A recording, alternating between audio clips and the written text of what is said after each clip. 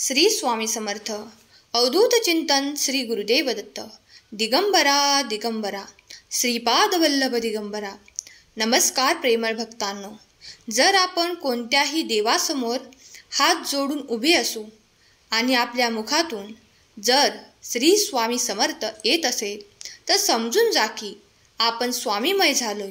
बाळा, स्वामी कुठल्याही रूपात येऊन तुला चमत्कार दाखवून जातील, तुला सर्व काही देऊन जातील. म्हणून विश्वास ठेव.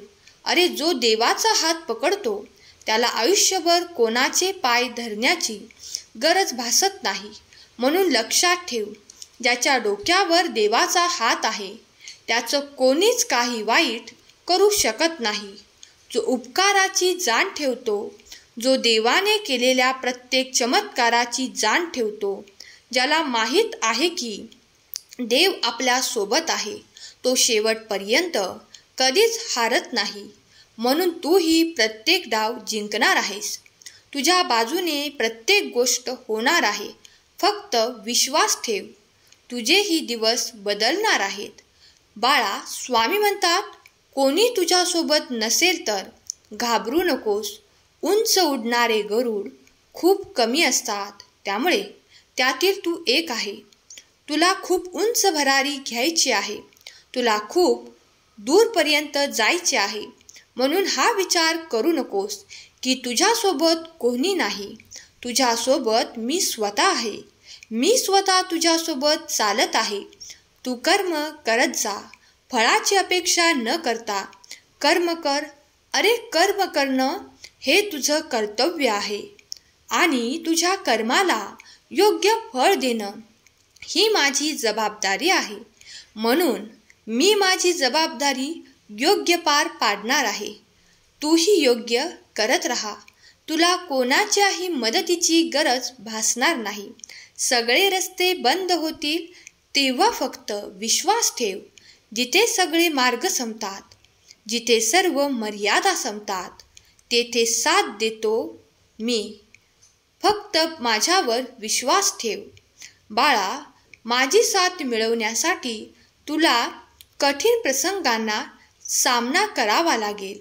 तुझं कर्म तुला शेवटपर्यंत सोबत देईल. म्हणून कर्म चांगलं ठेव. सरळ मार्गाने आणि प्रामाणिकपणे काम करून देखील संकटे येत असतील आणि जेव्हा मदतीला कोणीही येत नाही तेव्हा कोणत्या तरी रूपात स्वामी मदत करून जातील, हे देखील तुला कधी समजणार देखील नाही. म्हणून बाळा, देवाची लीला अपरंपार आहे. कधी कधी आपल्याला त्यांची लीला समजत देखील नाही. आपण फक्त आपलं कार्य करत राहायचं. ज्यांची लेकरे अज्ञानी असतात त्याला कधीच सुख मिळत नाही. म्हणून अज्ञानी राहू नकोस. फक्त शाळेत जाऊन न्याय मिळत नाही तर प्रत्यक्ष अनुभवातून ज्ञान मिळते. हात जोडून देवाकडे वंदन कर आणि देवाला खूप साऱ्या प्रार्थना कर. देव तुला नक्की ज्ञानी बनवतील. बाळा, वाईट वेळेत साथ सोडलेल्या लोकांकडे लक्ष देऊ नको.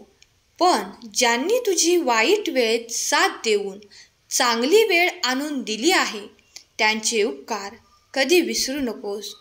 जोपर्यंत तू झोपत नाही तोपर्यंत स्वामींचे विचार नेहमी डोक्यात ठेव. झोपताना मन शांत होईल. जोपर्यंत स्वामी समर्थ तुझ्या सोबत आहेत तोपर्यंत तू कधीच हारणार नाही. ज्यांचे कर्म चांगले आहे तो कधी संपत नसतो.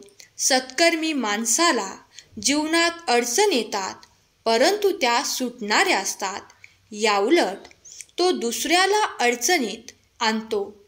त्याच्या अडचणी आयुष्यभर संपत नाहीत. म्हणून कोणासाठी कधीच खड्डा खोदू नकोस. कारण ज्याच्यासाठी तू खड्डा खणणार आहेस तो तर पुढे निघून जाणार आहे, परंतु त्या खड्ड्यात तू स्वतः अडकणार आहेस. म्हणून बाळा, जो दुसऱ्यांसाठी खड्डा खणतो तो स्वतःच त्या खड्ड्यात पडत असतो. म्हणून लक्षात ठेव, कोणासाठीही रस्त्यात काटे पसरू नकोस. त्या काट्याने तुझेच पाय रक्तबंबाळ होणार आहेत.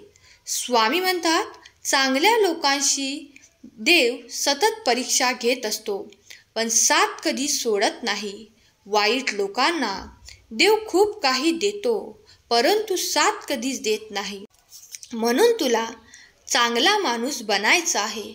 जरी तुझ्याकडे काही नसेल तर समजून जा, तुझ्याकडे देवाची साथ आहे. आणि ज्याच्याकडे देवाची साथ आहे तो गरीब कधीच नाही. तो जगातील सर्वात श्रीमंत माणूस आहे. पेढा कसाही आणि कुठल्याही बाजूने खाल्ला तरी गोडच लागतो. त्याचप्रमाणे नामस्मरणही असे आहे. ते केव्हाही कुठेही केले तरी स्वामींपर्यंत पोहोचतेच. म्हणून बाळा, जागा आणि वेळ बघू नकोस. जेव्हा तुझ्या मनात येईल तेव्हा स्वामींना आठवण कर. जेव्हा जेव्हा तुला वेळ मिळेल तेव्हा स्वामींची प्रार्थना कर. तुझे स्वामी नक्की ऐकणार आहेत. तुम्हाला जर एखाद्या व्यक्तीचा खूप राग येत असेल, तिरस्कार वाटत असेल, तुला नेहमी आठवत असेल की ती व्यक्ती तुझ्याशी कशी वागली, तर बाळा ते सोडून दे. तुझ्याशी कोण वाईट वागतं, कोण कसं वागलं हे सोडून दे. आता तुझे चांगले दिवस येणार आहेत. सर्वांकडे चांगल्या दृष्टिकोनातून बघ. कधीच मनात राग, द्वेष ठेवू नकोस. मन नेहमी निर्मळ ठेव, साफ ठेव. ज्यांचं मन निर्मळ आहे त्यांच्यासाठी प्रत्येक चूक माफ आहे. म्हणून बाळा, मनात काहीच ठेवू नकोस. सुख आणि दुःख आपल्या मनात लपलेली दोन झाडे आहेत. आपण ज्याला जास्त खत पाणी घालू तेच जोरात वाढणार आहे. खरे सुख आणि समाधान स्वामींच्या नामस्मरणात आहे. नियमित स्वामी नाम घ्या आणि सुखी होऊन जा. बाळांनो, स्वामींचे नाम हे नेहमी मुखामध्ये राहू द्या. स्वामी जोपर्यंत आपल्या सोबत आहेत तोपर्यंत आपल्याकडे सर्व काही आहे. म्हणून आपल्याकडे नाही याचं दुःख बाळगू नका. स्वामी आपल्या सोबत आहेत म्हणजेच सर्व काही आपल्या सोबतच आहे. जोपर्यंत ते आपल्याला साथ देत आहेत तोपर्यंत घाबरण्याची काहीच गरज नाही. आयुष्यभर त्यांचा हात तुमच्या डोक्यावर कायम असणार आहे. कारण बाळांनो, चांगल्या व्यक्तीच्या सोबत स्वामी नेहमी असतात. स्वामींचे जे जप करत असतात त्यांच्या आयुष्यात कधीच वाईट शक्ती येणार नाही. परिस्थिती सगळ्यांची परीक्षा बघते, म्हणून हताश होऊ नका. कधीच जगायचं नसतं. रडत बसलो की दुनिया हसते हे कधीच विसरायचं नसतं. म्हणून रडायचं नाही. कितीही संकट आले तरी खचायचं नाही. कोणालाही हे दाखवून द्यायचं नाही की तुम्ही किती दुःखी आहात. उलट प्रत्येकाला दाखवून द्यायचं की तुम्ही किती आनंदी आहात. स्वतःचे दुःख लपवायला शिका. कारण जेव्हा तुम्ही दुःख लपवाल तेव्हाच तुम्ही पुढे जाल.